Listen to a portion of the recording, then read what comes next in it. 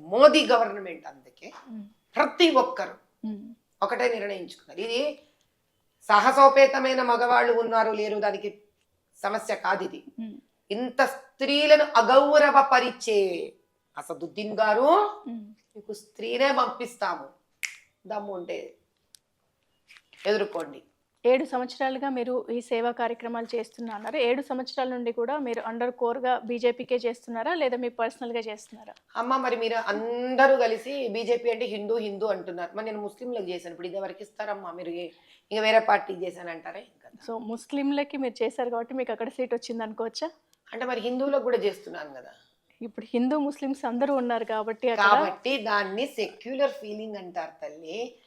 అందరి బాధలను అర్థం చేసుకొని 8 ఏళ్లగా ముస్లింలకు 18 ఏళ్లగా అందరికీ చేయడం అంటే, ఒకవేళ అన్నేళ్ళు ఓపిగ్గా ఒక సోషల్ సర్వీస్ చేసే వాళ్ళకి కనుక సీట్ ఇవ్వడం కనుక లాబింగ్ అని కనుక అనడం అయితే, లేకపోతే కాకా పట్టడం అయితే, మరి నాకు తెలిసి భారతదేశంలో అందరూ 18 ఏళ్ళు సోషల్ సర్వీస్ చేస్తే హాయిగా తర్వాత పొలిటికల్ సీట్ తీసుకుంటే మనం హ్యాపీగా ఉండొచ్చు తల్లి. నేను రీసెంట్గా కూడా ఒక ప్రముఖ పత్రికలో చూసాను. ప్రముఖ పత్రిక పేరు చెప్పదు, అంటే దాంట్లో ఒక హెడ్లైన్ వేశారు, అంటే హైదరాబాద్లో పోటీ చేయడానికి మగాడే దొరకలేదా.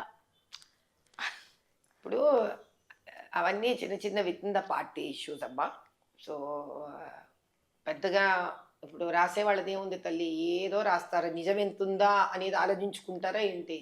నిజం చూడరు, వాళ్ళు ఏదో రాస్తారు, వీళ్ళేదో మా జనరల్ కాన్వర్సేషన్లో అరే ఈసారి నిలబడాలి చేద్దాము అని సరదాగా అన్న మాటల్ని కూడా తీసుకొని స్వప్రయోజనాలకు ఎవరు ఎలా వేస్తారో మనకు తెలియదు. కాబట్టి మేమందరం ఒక పార్టీ, మేమందరం శుభ్రంగా కలిసి పనిచేస్తాము, మేమందరం కలిసే పనిచేసే ఒక ప్రిన్సిపల్స్ ఉన్న పార్టీ ఇది.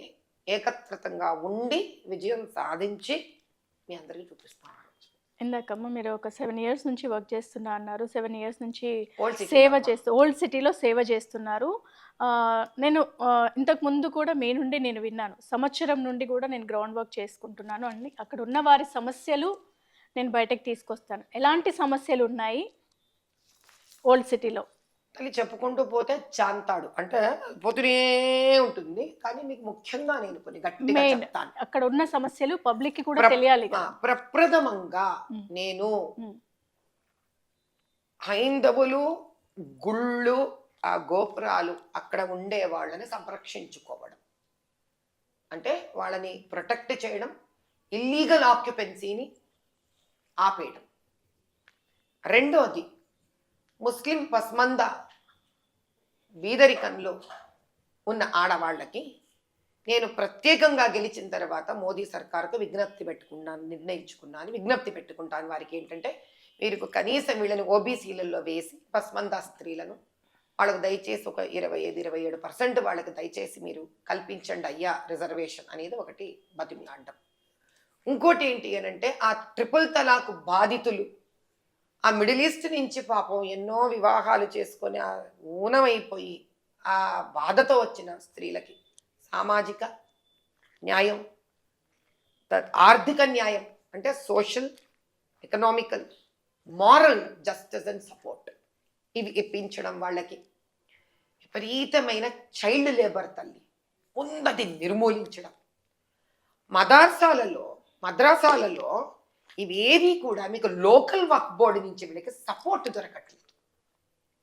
ఒకవేళ లోకల్ వర్క్ బోర్డు నుంచి వీళ్ళకి సపోర్ట్ దొరకకపోతే లోకల్ వర్క్ బోర్డుతో వీటిని మాట్లాడము. ఒకవేళ వీళ్ళకైనా సహకరించకపోతే వీళ్ళకి సెంట్రల్ వర్క్ బోర్డు ద్వారా వీళ్ళకి న్యాయం చేకూర్చడం. ఆడపిల్లలకు, మగపిల్లలకు చక్కటి చదువులు చదువుకోవడానికి స్కూళ్ళు, కాలేజీలు, హయ్యర్ ఎడ్యుకేషన్కి సంబంధించినవి స్థాపించే ప్రయత్నం చేయించడం. రోడ్లు, క్లెన్లీనెస్, డ్రైనేజ్, సూయేజ్ రిపేర్స్ ప్రాపర్గా ఉండడం, సందులు గొంతులుగా ఉన్న రోడ్లని చట్టబద్ధంగా, న్యాయబద్ధంగా కాస్త వెడల్పు ఎలా చేయాలనేది ఆలోచన. వాళ్ళు దానికి పర్మిషన్ ఇవ్వరు కదా. ఒక్క ఇటుకను కూడా అక్కడ నుంచి కదల్చలేరు అనేది ఒక నానుడి ఉంది, మనకు వింటూ ఉంటాం. ఈ ముస్లిం సోదరులు అక్కడ ఉన్నదాన్ని ఒక్క ఇటుకని కాదు కదా, కనీసం ఒక మట్టిని కూడా తాకనివ్వరు అక్కడ అనేసి. కానీ మనకి road number 16 pillar number 16 Saidabad లో చెంచల్గూడ ఫ్లైఓవర్ ని మాత్రం 200 సంవత్సరాలు ఆంజనేయ స్వామిని గుండి మాత్రం కొలవడేస్తారు వీళ్ళు స్టీల్ స్ట్రక్చర్ వేసి. వాళ్ళ దగ్గర అది మేము ఇంకా వినేది లేదమ్మా, వినేది లేదు తల్లి. ఇంకా వాళ్ళకి ఛాన్స్ అయిపోయింది. అయిపోయింది, చాలా అయిపోయింది. 40 సంవత్సరాలు అయిపోయింది, ఇంకా వాళ్ళ మాట వినేది లేదు, వినే ఉద్దేశం మనకి లేదు. చట్టబద్ధంగా న్యాయబద్ధంగా ఏం జరగాలో అది జరుగుతుంది. మన ఆడపిల్లల్ని సంరక్షించుకోవడం జరుగుతుంది, వాళ్ళ ఆడపిల్లల్ని సంరక్షించుకోవడం జరుగుతుంది. ప్రతి స్త్రీకి న్యాయం జరుగుతుంది. అక్కడ ఎన్నో చేనేత కార్యక్రమాలు రావాలి, కాటేజ్ ఇండస్ట్రీస్ రావాలి, స్మాల్ స్కేల్ ఇండస్ట్రీస్ రావాలి, ఉద్యోగాలు ఇవ్వబడాలి. మీకు చూడమ్మా, దేశం వ్యాప్తంగా పోయిన సంవత్సరం నాస్కామ్ వాళ్ళు మీకు ఒక ఇది ఇచ్చారు, రిపోర్ట్ ఇచ్చారు. భారతదేశం మొత్తంలో మీకు కంప్యూటర్ జాబ్స్ అంటే సాఫ్ట్వేర్ జాబ్స్ 100%లో 40% హైదరాబాద్లోనే నిండుతాయి. మీకు హైదరాబాద్ అంటే ఏంటి, తెలంగాణలో ఉన్న హైదరాబాద్ అనే క్యాపిటల్ సిటీ. కానీ అందులో పాత బస్తీ అనే లోక్సభ కాన్స్టిట్యుయెన్సీ నుంచి 1-2% కూడా నిండదు మీకు అక్కడ. ఏమిటమ్మా అది? తెలంగాణ హైదరాబాద్ క్యాపిటల్ సిటీ నడు బొడ్డులో ఉన్న ఒక కాన్స్టిట్యుయెన్సీ దౌర్భాగ్యం అదండి. అక్కడ కింద 8 రెట్లు ఎక్కువ ఉంటుంది బయట మీకు భూమి ఖరీదు. అంటే దాన్ని బట్టి అర్థం అవట్లేదా తల్లి, వాళ్ళు ఎంత వెనకబడి ఉన్నారు. 8 రెట్లు ఎక్కువ అంటే ఎన్ని రెట్లు ఎన్ని లేవు వాళ్ళకి అక్కడ. చదువు ఏమి, ఒక వైద్య సదుపాయమా, ఏమీ లేవు, అన్నీ చెయ్యవలసిందే వాళ్ళకి. ఇంకా అక్కడ కూడా కొన్ని స్కూల్స్లలో, గవర్నమెంట్ స్కూల్స్లలో ఎస్పెషల్లీ వాళ్ళ అంటే టీచర్స్ పైనని స్టూడెంట్స్ అఘాయిత్యాలు చేస్తున్నారు అని వినడానికి మనకు చాలా ఇబ్బందికరంగా ఉంది. బట్ అలాంటివి కూడా మీరు వెలుగులోకి ఏమైనా మీ వెలుగులోకి వచ్చాయా? నేను మొన్న ఎప్పుడో ఒకసారి గవర్నమెంట్ స్కూల్స్ గురించి ఆఫ్ ద రికార్డ్స్ కూర్చొని కొంతమంది రిపోర్టర్స్తో మాట్లాడుతున్నాను తల్లి.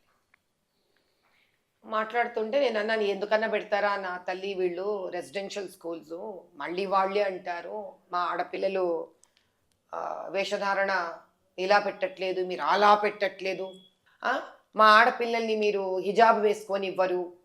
ఎన్ని మాట్లాడే మీరు, ఆడపిల్లలు హిజాబ్ వేసుకోవాలి అని మీరు అనుకుంటున్నారు. సరే, ఒక స్త్రీగా నేను అర్థం చేసుకుంటా.